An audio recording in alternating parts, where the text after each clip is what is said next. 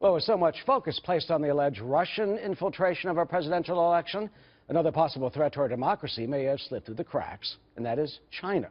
A new Department of Defense study has raised some alarm bells about what Beijing may be up to.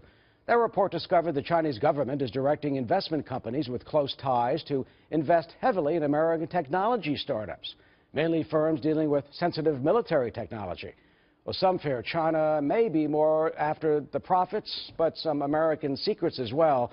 Our next guest is an old China hand, is the author of this new book that chronicles his father's service in World War II, from the home front to the battlefront, an Ohio teenager in World War II. I'm pleased to have Frank Lavin with us. He's the former U.S. ambassador to Singapore, Undersecretary of Commerce in the George W. Bush administration. Ambassador, good to see you. Thanks, Eric. Good to be here. Now, you're head of a company called Export Now. Right. You work in China, so you know how they think. Sure. What are they up to? Look, I'm not surprised at all that we're seeing this story, meaning much of U.S. technology innovation has some kind of security or defense application, and we should fully expect that foreign countries would seek to acquire that legally or illegally. So the fact that we're seeing indications of Chinese companies, some of them that are government linked, investing in these startups and so forth, shouldn't be a surprise. I think really the burden's on us in the United States, our tech companies, our investment groups, the FBI, to make sure we've got the proper enforcement mechanism, the proper protections in place. Do we have that now, and do you think they can pluck out our secrets? I think we historically have done a pretty good job with it, but I don't think it's fully up to speed to where we need to be in this tech age. Meaning historically, we have this CFIUS mechanism. CFIUS is a Committee on Foreign Investment in the United States that reviews, approves the security implications of acquisitions. So if a German steel mill wanted to acquire a U.S. steel mill, it had to go through a formal review process to see if there were security implications. That worked very well. This is different.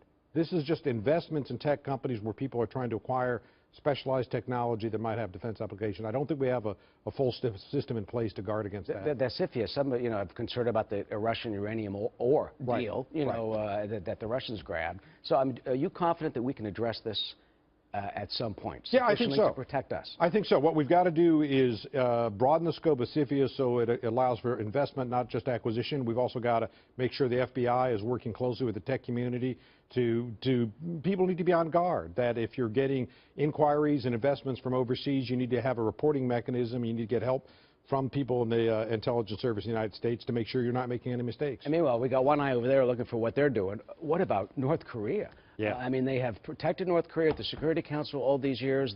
They're responsible for 90% of the trade. Why won't they? What would happen if they turned off the spigot, the oil, and just turned off the lights? Well, but there's two or three scenarios there, one of which is positive, that North Korea sort of moves toward more rule-abiding regime. That's the positive scenario. The less positive scenario is that there's economic collapse and then China gets the refugees, so they don't want that. Or the worst case scenario is some kind of conflict breaks out. Nobody wants that. So there's risk involved in a complete shutdown. I don't think we would seek that from China. What we in the United States do want from China is more of an edge to what they're doing in North Korea, a harder push, tougher sanctions, tougher economic might to help North Korea move the right way. The Secretary of State Tillerson was just there. Do you think that the Chinese will finally get that message and they'll take stronger action? Well, interestingly, I do think they're getting the message, not so much necessarily because we're directly requesting it, but because they see South Korea putting the THAAD, the anti-missile system, in place. They're concerned about South Korea moving more toward us. They're concerned about what we might do. So they know unless they play some kind of constructive role in this process, there's a chance that South Korea or even Japan escalate themselves. And finally, we've got all these threats we talked about. Your book is about your dad. He, a teenager from Ohio, was in the Battle of the Bulge. My dad shot down into B-24. What lessons are there from our fathers to the new generation when you consider the threats that we face as Americans today? Well, that was an era of enormous national sacrifice. Your dad, my dad, several million Americans under arms. I think what I take away from that book is, look, we concerned in history about what Churchill did and what Truman did, what Eisenhower did. Let's not forget that it's 1 million or 2 million teenagers or 20-year-olds that are actually fighting that war, and the country called on them to make that sacrifice. They rose to the occasion. The Battle of the Bulge is the greatest battle, the largest battle the U.S. Army has ever fought.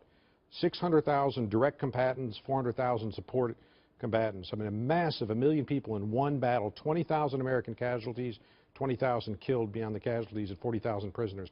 So extraordinary price to pay to hold that line and make sure Hitler didn't smash through the Ardennes. It's a tough story, but it shows you, I think, when the chips are down, your dad, my dad, rose to the moment. We can take inspiration and have aspirations from what they have done in the service in the past. Frank, congratulations on the book. Thanks, Eric. Thank you for joining us, and we'll get you back to talk about China, because that issue and North Korea are not going away. Not going away. Of course. Thank you.